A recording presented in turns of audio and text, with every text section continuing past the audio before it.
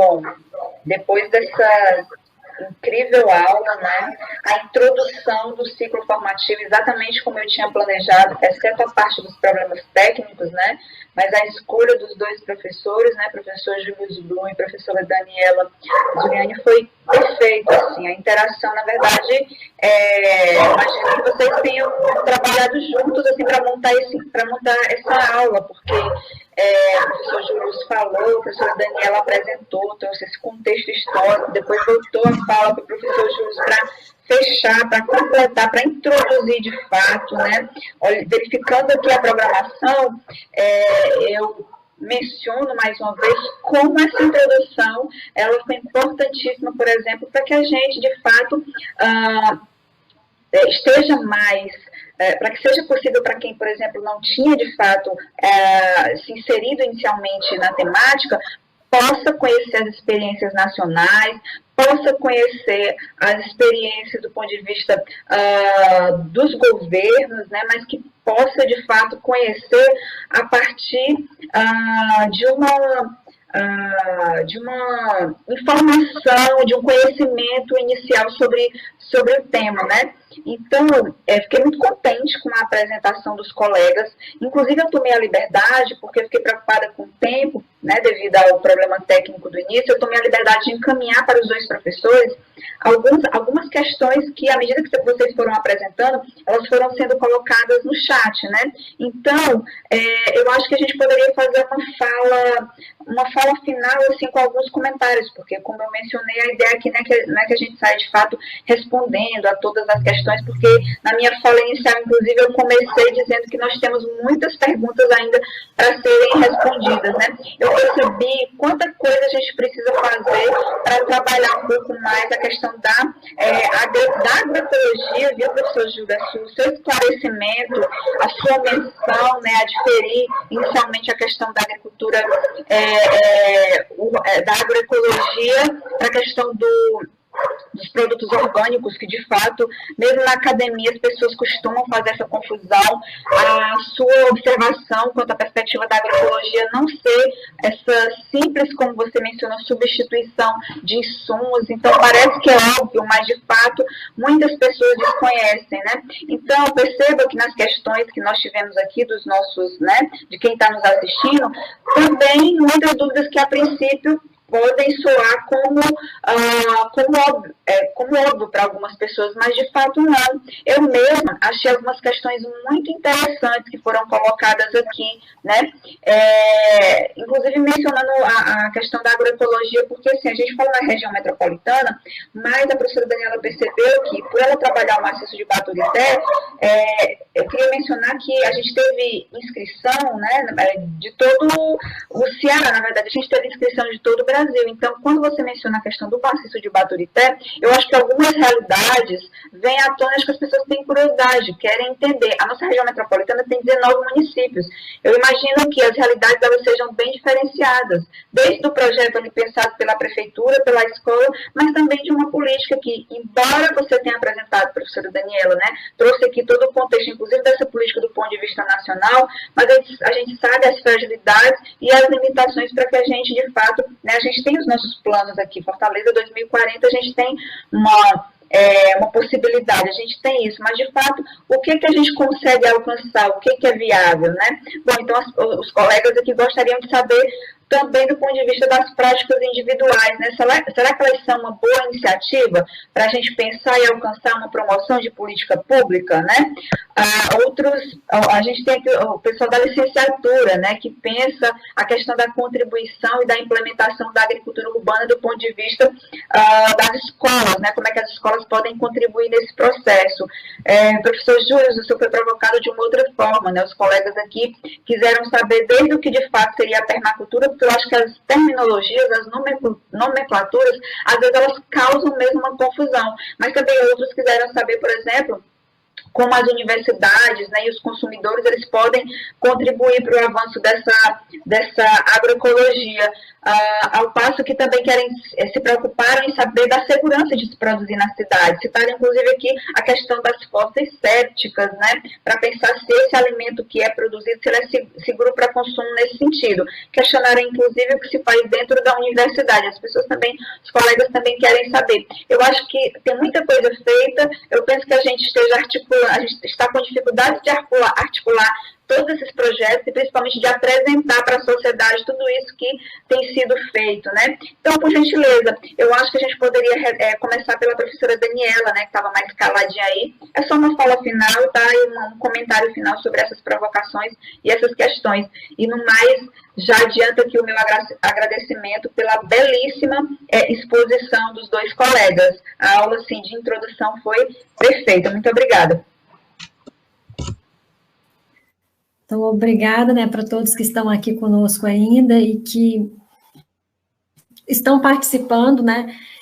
Eu queria falar, assim, que ao longo da programação, né, que eu observei, vocês vão ter mais exemplos, né. Hoje eu acho que a gente conseguiu fazer uma parte muito introdutória mesmo. Então, quando vocês tiverem as apresentações dos coletivos, das pessoas que já praticam, né, como se organizam, como é que surgiu, em que etapa que eles estão, em que estágio estão, vocês vão entender mais um pouco, né, de várias questões. Aqui, que você me passou, são questões muito interessantes, né, eu vou comentar algumas, lembrando aqui, ó, dos espaços públicos que são muito especulados, principalmente nas metrópoles. Pois é, nós temos cada vez uma redução maior, algumas cidades, né, a gente sabe que mesmo aqueles conjuntos antigos dos anos 60, 70, nas capitais, eles tinham quintais grandes, eles eram previstos praças, e depois nós temos já a cidade se expandindo e esses espaços sendo reduzidos. E esses espaços têm um valor comercial muito alto, então é uma preocupação, como é que a gente pode ocupar esse espaço para cultivos, né, sendo em lugares que têm esse valor, essa especulação imobiliária tão alta. Mas há alternativas, né, eu lembro que no Enal de 2015, nós visitamos uma comunidade que estava sendo deslocada para preparação da Vila Olímpica.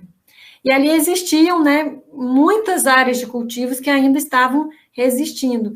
Então, assim, a gente precisa de buscar alternativas de gestão, a gente precisa de buscar alternativas também de planejamento, né?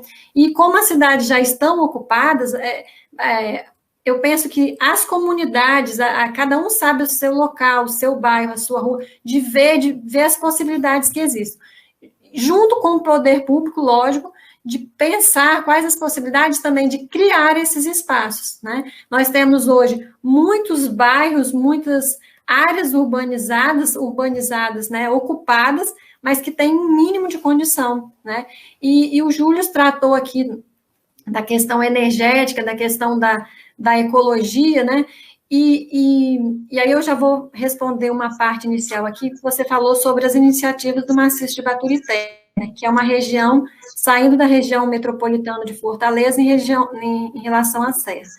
Eu, quando fui morar nessa região, né, que eu fui para a Unilab, me incomodava muito, era a limpeza da cidade, sabe? E aí eu pensei, a agricultura urbana, o projeto de extensão, os projetos que a gente começou, mais pelo lado inicial, a intenção inicial era trabalhar a gestão pública de resíduos, a questão de organização, né, da coleta desse resíduo, como é que a gente poderia dinamizar isso?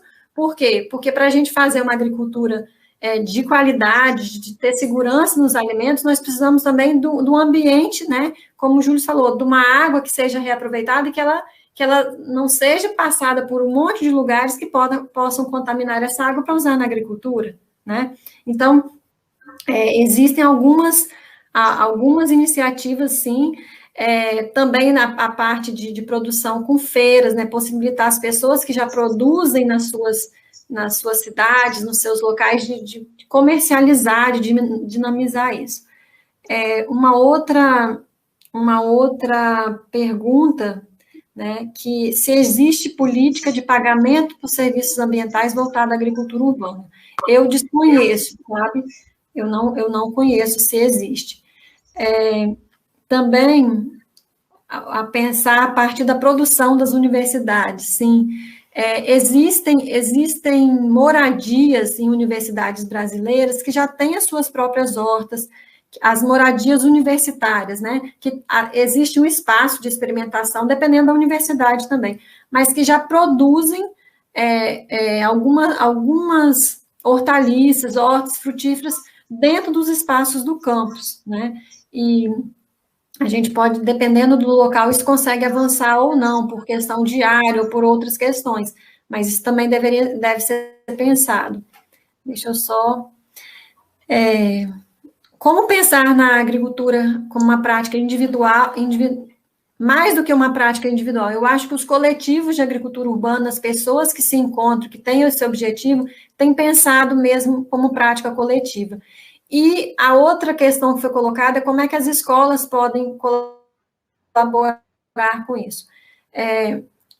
Eu conheço algumas escolas do Maciço, né, da região ali do Maciço de Baturité, algumas da região metropolitana também, Pacatuba, Maranguape, por ali, e eu percebi que no passado, por exemplo, existia algum projeto muito forte, porque tem áreas imensas, se a gente for pensar em algumas escolas, com canteiros prontos, né, canteiros de alvenaria, com bastante espaços, que as pessoas, em alguma época, existiam projetos. Agora, a escola sozinha, o professor e os seus estudantes, ele precisa de um apoio também, um apoio técnico, que muitas vezes as pessoas não têm, porque o ser vivo, as plantas, elas precisam de um cuidado diário. Elas não vão ter férias, então você tem um trabalho, né, um envolvimento maior em alguns períodos, né, isso acontece também na universidade, e depois você tem períodos que você não consegue fazer aquele manejo necessário. E o manejo de horta, ele é contínuo. Então, precisa para que, além do professor se interessar, da direção se interessar, a gente também cria uma estrutura para que as escolas possam fazer, avançar nesse sentido, porque se a criança tem oportunidade na escola, o jovem, ele também vai levar para a sua vida, para a sua casa, para o seu bairro, para pensar essas questões e praticar. Eu não vou falar muito mais, né? A gente já tem um horário bem avançado. Mas eu deixo depois também.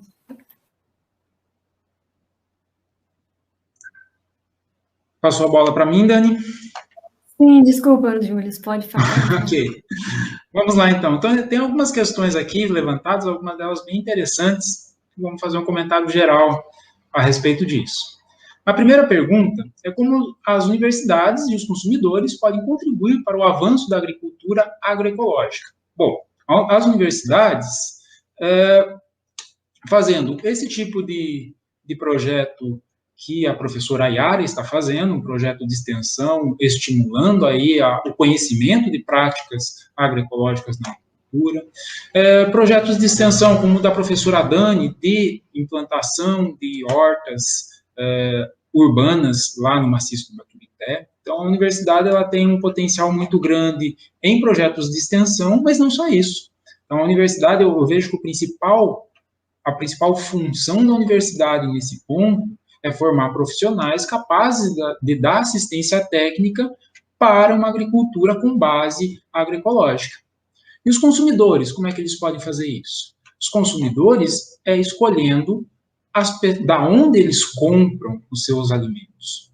Tá? Então, principalmente, eu acho que tem uma coisa que está se falando muito hoje em dia, é a economia solidária. Tá? Então, os consumidores escolherem, tá, consumir alimentos que venham de feiras livres, que feiras realmente, existem feiras aí que são, na verdade, não são feitas de agricultores, existem feiras que simplesmente a pessoa vai lá no Ceasa, compra e repassa na feira. Tá? Então, escolher feiras que são feiras de agricultores, são feiras que tenha aí um selo social por trás disso. Tá? Então, de alguma maneira, o consumidor tenha esse acesso direto ao agricultor que produziu o alimento de forma agroecológica. Então, eu acho que é essa a ideia, o papel tanto do consumidor quanto o papel das universidades. A segunda pergunta é como se encaixa a permacultura na agricultura. Então, na verdade, vamos fazer não apenas permacultura, vamos fazer uma abordagem mais geral. Existem várias linhas de pensamento a respeito da produção agrícola. Então, existem vários sistemas de produção agrícolas considerados sistemas de produção alternativo.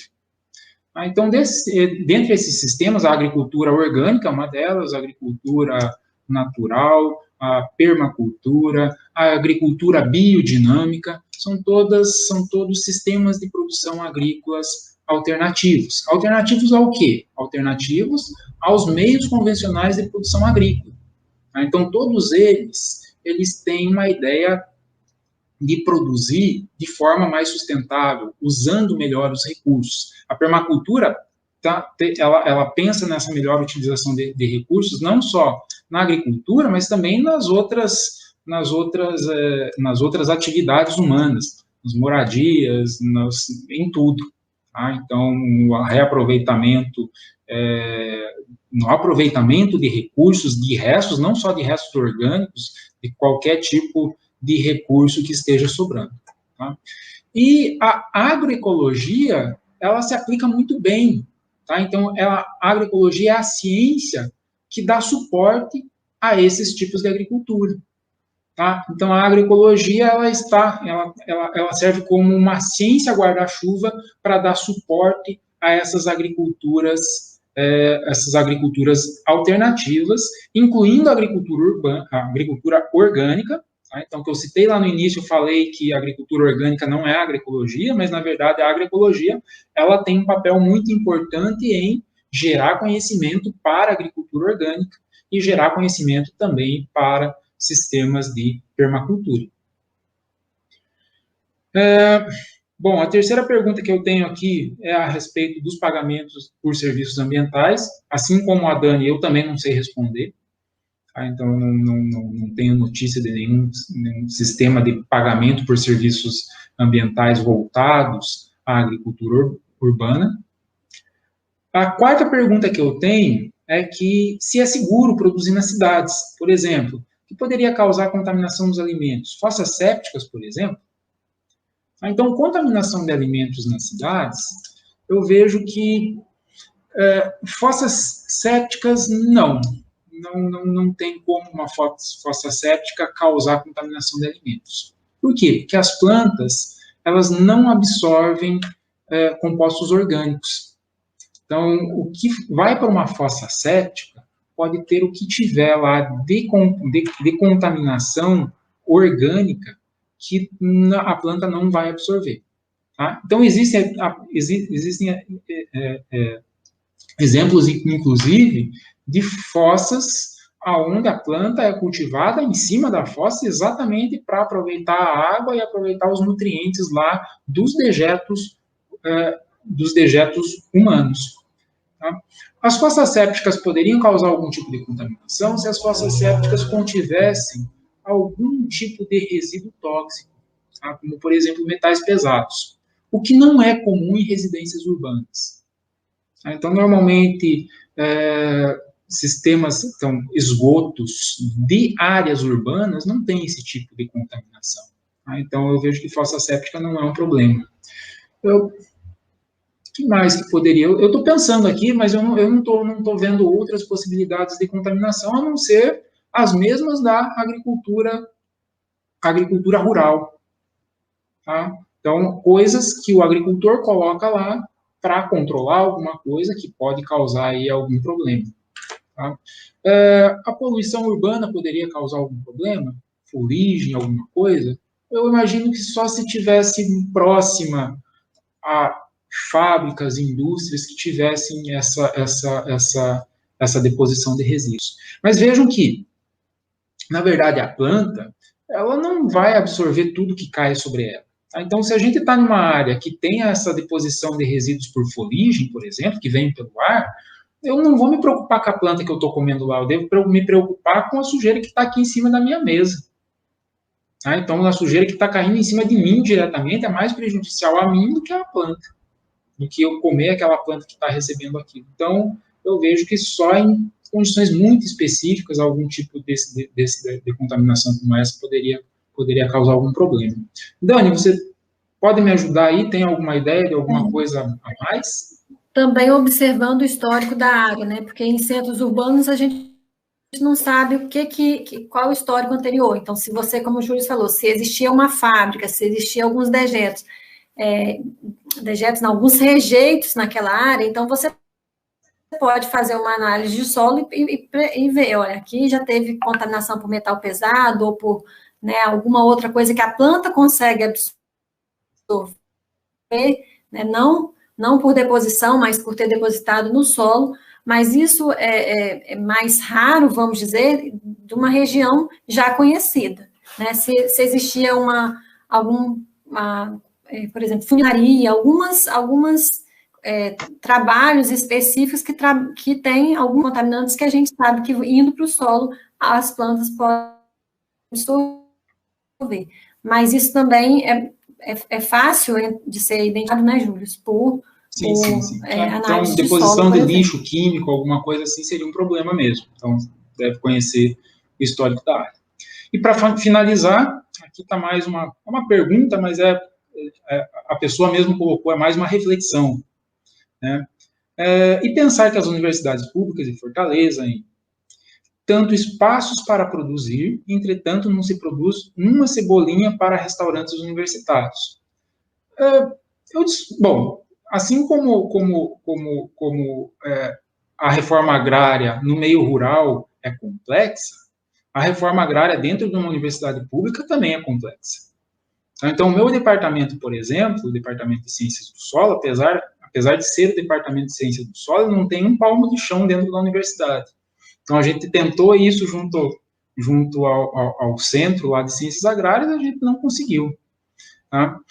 Mas, de um modo geral, os departamentos da agronomia, eles têm espaços lá dentro da universidade.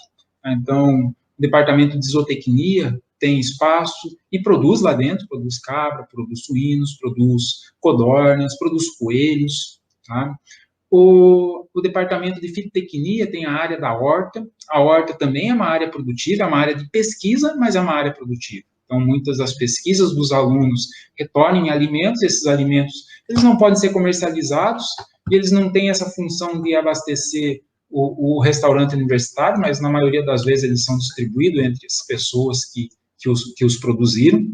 Tá? Quem nunca comeu uma manga de um pé de manga da universidade? Quem estuda na UFC nunca comeu uma manga de lá. Ultimamente, eu tenho comido bastante porque a concorrência diminuiu, os alunos não estão frequentando muito a universidade, então eu vou para lá e fica bem mais fácil de eu achar uma manga lá. Então, eu tenho você vê que tem muitas fruteiras lá dentro que são produtivas. Todo dia de manhã, então, normalmente, às vezes eu chego lá por 7 horas da manhã na universidade, eu vejo que tem várias pessoas da comunidade lá fazendo a coleta de frutos no campus. Tá? Então, tem produção. Tá? Então, às vezes, essa produção é um pouco invisível, mas ela existe. Tá? Mas o principal problema também é a reforma agrária dentro da universidade, também é importante. Tá? E com isso, são essas perguntas que eu tenho, que eu tinha para responder. Acho que eu concluo aqui as minhas respostas. As respostas dos colegas, né, tanto da professora Daniela como do professor Júlio, elas foram elas nos trouxeram, assim, questões que muitas vezes, de fato, passam desapercebidas, né, inclusive, eu gostei muito do que vocês trouxeram agora ao final, porque eu sempre penso, assim, nas falas dos professores como agendas de pesquisas para os estudantes, né? E eu mesmo tenho aluno que de vez em quando chega, então, professor, eu queria aqui trabalhar, mas eu estou confusa, eu não tenho muito, acho que não tenho tema, assim, e eu vejo tantas possibilidades quando a questão é alimento, né? O que você trouxe agora, Júlio, eu fiquei pensando, nossa, já caberia aqui um estudo, né? Saber o que a universidade produz, né? A princípio, a gente não conhece tudo isso, a gente não tem esse panorama. Então, assim, inclusive por isso, né, também agradeço. Para mim é um estímulo, né, é um convite é um convite para que nós nos debrucemos não só a temática, assim, mas para que a gente se debruce de fato assim, para as enormes possibilidades que a gente tem de pesquisa, mas também de uma atuação direta, né? Acho que é um convite também para outros tipos de atuação. Para finalizar, eu aproveito aqui o informe que o CEPEMA, né, a gente está numa fase preparatória para o encontro de agroecologia urbana e agroecologia urbana da região metropolitana de Fortaleza, né? Então, a Fundação CEPEMA, a Rede Eco Ceará e a Terra Fundo estão aí nessa perspectiva de organizar essa rede de vivências, trocas e aprendizados, né, sobre as experiências de agricultura urbana em agroecologia na capital, né, e por toda a região metropolitana. Eu acho que é um cenário aí que é bem convidativo, né, para quem se interessou. Vi que algumas perguntas vieram nesse sentido, né, como que faz, né, como a gente pode fazer para sair do consumidor individual, e aí o professor Júlio e a professora Daniela foram aqui dando possibilidades para a gente. Eu acho que, de repente, integrar, participar desses momentos pode ser também uma boa iniciativa. Então, a gente está na fase preparatória e aí, durante aqui o ciclo formativo, eu vou passando os comunicados e, de repente, a gente pode contar com a participação, assim, de um público acadêmico, né, porque eu penso que hajam mais estudantes, mas também uma divulgação de modo que a gente articule aí outros sujeitos, né, que interessam nesse processo. Então, professor Júlio, professora Daniela, mais uma vez agradeço e eu vou tomar como encerrado esse momento aqui inicial do nosso primeiro ciclo formativo do NUPEGA, tá? Boa noite a todos e boa noite a todas. Muito obrigado.